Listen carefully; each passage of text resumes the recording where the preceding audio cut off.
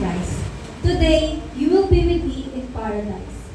Kanina nga ba ito sinasabi ng ating Panginoon? Sino ang kasama niya sa paraiso? Wala po kasi akong slide, sorry. Pero gusto ko pong i-imagine ninyo yung cross is nandun po sa gitna si Jesus Christ. Sa kaliwang bahagi niya po is yung kriminal na di nagsisi. Sa kanang bahagi niya po yung kriminal na nagsisi at may pananampalataya sa Diyos. Hayaan po ninyo muna akong ikwento o basahin ang mga nangyari.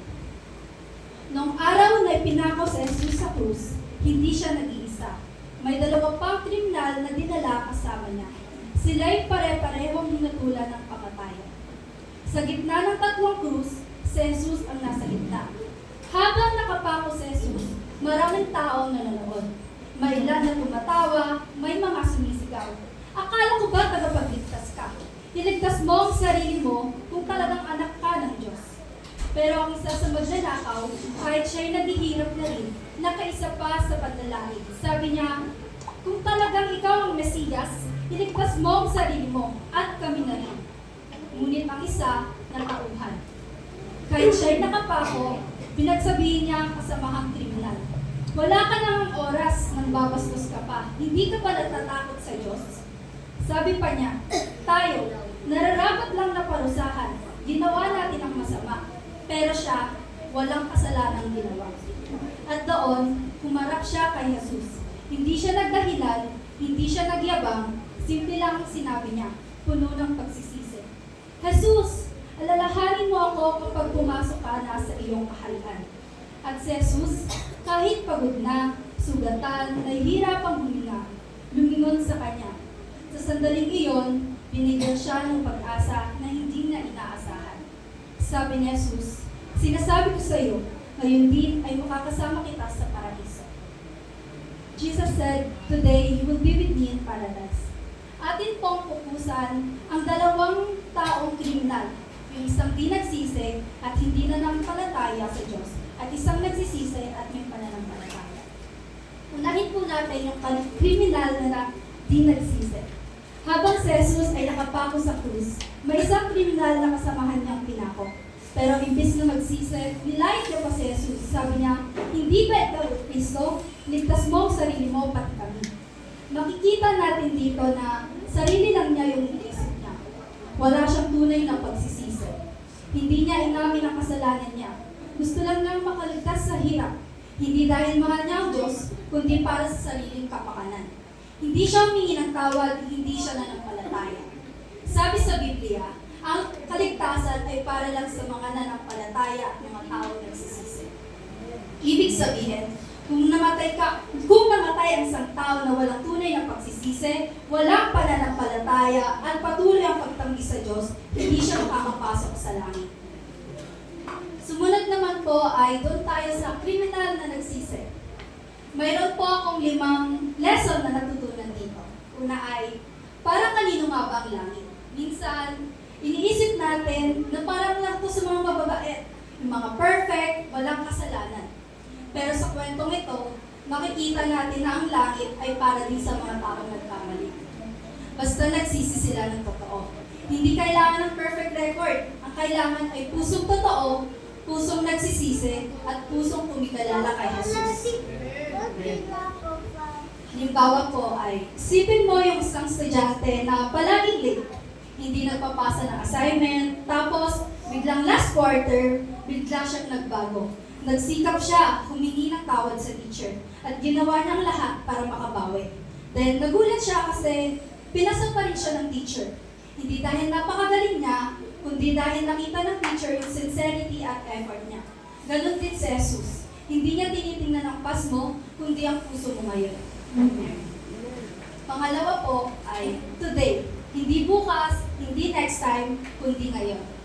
Napakaganda ng word na today. Ibig sabihin, hindi ko kailangan maghintay ng matagal para maramdaman ang pagmamahal ni Lord.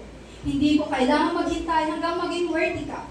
Ngayon pa lang, kapag lumapit ka kay Jesus, tatanggapin ka niya. This tells us na hindi pinapatagal ni Jesus ang kapatawaran. Hindi ka niya pipila, hindi ka niya paaasahin. Kapag lumapit ka ng buong puso, sagot niya agad, You are forgiven, you are mine. Halimbawa, parang isang taong may matagal ng kaaway. Nahiya siyang lumapit, pero nung humingi siya ng sorry, niyakap agad siya. Hindi sinabi ng kaaway niya na, sige, pag-iisipan ko muna. Hindi. Right there and then, pinatawad siya. Ganon si Jesus, hindi siya nagdadalawang isip. The moment na magsisi ka at tanggapin mo siya, that's the moment na kasama mo na rin siya. Pangatlo po, with me. Ang tunay na reward ay si Jesus mismo. Napapansin niyo ba, hindi sinabi ni Jesus, today, you will be in a beautiful place. Ang sinabi niya, with me. Ibig sabihin, ang pinakamasarap sa langit ay hindi yung ginto o mansyon. Ang pinaka-reward ay ang makasama si Jesus. That's the peace that we want. Sa dulo ng lahat, siya ang kailangan natin. Para sa isang pamilya, di ba mas masaya kapag magkakasama tayo? Kahit simple lang ang handa. Hindi mahalaga kung magarbo ang lugar. Basta, buo kayo at may pagmamahalan. Ganon din si Jesus, ang tunay na paraiso ay kung saan man siya naroon. Ang-apat po, walang huli sa Diyos. Yung magnanakaw, nasa huling sandali na ng buhay niya. Pero hindi pa huli ang lahat. Habang may buhay, may pag-asa. Kahit gaano man karaming pagkakamali, kapag nagsisi tayo, Jesus is ready to forgive. Minsan tayo, ang bilis nating mag-judge. Sabihin natin, ay naku, wala ng pag-asa yan. Pero si Jesus, never siyang sumuko. Siya ang Diyos sa huling pagkakataon. Maraming tao natatakot kay Lord kasi feeling nila hindi sila karapat-dapat. Pero isipin nyo, yung magnanakaw sa krus, wala na siyang chance na makabawi pa sa gawa. Pero nakakuha pa rin siya ng langit dahil sa faith niya at pagsisisi. Ilang beses ka na binigyan ng Lord ng second chance? Or third? Or even 100? Hindi ba't hanggang ngayon buhay pa rin tayo? Kahit ang dami na nating pagkukulang? That's grace, that's mercy, and that's love. Uli po ay, Jesus saves not by works but by grace. Hindi sinabi ni Jesus sa magnanakaw, o kailangan mo munang gumawa ng mabuti bago kita bigyan ng langit. Hindi na niya kaya gawin yun kasi nakapako na rin siya. Ang tanging ginawa niya ay maliwala at magtiwala kay Jesus. That's grace. Yung libre mong tinanggap, hindi mo pinaghirapan. Pero hindi po sa lahat ng pagkakataon ay may apply natin ito. Habang tayo nabubuhay, mag-serve na tayo, manampalataya na tayo sa Kanya upang lalo natin masiguro ang ating kaligtasan. Hindi natin alam kung kailan tayo mamamatay. Kaya ngayon din mismo, dapat na tayo manampalataya sa Kanya. Pero bakit nga ba sa isang pagsisisi ng isang kriminal ay nagsabi na ang Diyos na makakasama niya ito sa paraiso? Dahil naramdaman niya yung faith ng isang kriminal kahit sa huling sandali. Lumapit ang kriminal kay Jesus. Alam naman natin na ang Panginoon ay may pusong mapagpatawad. Naramdaman niya yung busilak na faith ng isang kriminal. Tandaan natin, hindi natin kinikita ang kaligtasan. Hindi ito parang premyo sa kabaitan, kundi regalo ng Diyos sa mga nanampalataya. Conclusion po. Ang mga natutunan natin dito sa salita ni Jesus. Una, walang kasalanan na hindi kayang patawarin ng Diyos. Pangalawa, hindi pa huli ang lahat. Habang buhay tayo, may chance tayong lumapit kay Jesus. Pangatlo, hindi mo kailangan maging perfect para tanggapin ka niya. Pang-apat, ang tunay na reward ay ang makasama si Jesus. Pang-lima, faith o pananampalataya kay Jesus ang siyang magliligtas sa atin. Kung nararamdaman mong malayo ka sa Diyos o feeling mo ang dami mong pagkakamali, alalahanin mo tong salita ni Jesus. Today, you will be with me in paradise.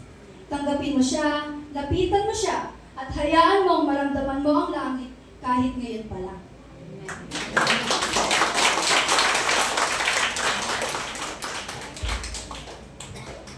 Salamat, aming mahal tayang people. Thank you. Glory to God. So, mag-insight lang tayo ng konti doon, Ang atin pong pangalawang salita ng Panginoon ay yung gayon din na isasama kita sa aking paraiso. So, ayon din sa kwento na ito yung kauna-unahan na tinatawag na salvation. Ito yung first salvation na ginawa ng Panginoon. Ganito po ang senaryo.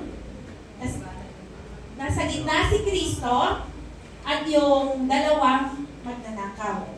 Bakit po sinabi ng Panginoon? Bakit niya nasabi na ngayon din ay isasama kita sa aking paraiso? Ang nangyari po, ang dalawang magnanakaw, huling sandali na nila yon. Any moment, gagarutahin na rin sila doon, mamamatay na rin sila, mawawala na rin sila ng hininga. Diba? Pero, bago nangyari ang lahat na yon, may na-acknowledge ng isa sa mga nakapako doon. Alam niya na si Kristo ay hindi katulad nila. Si Kristo ay walang sala. Na-acknowledge niya that Jesus Christ ay pureless, walang sin, malinis. Pero hindi niya alam. In spite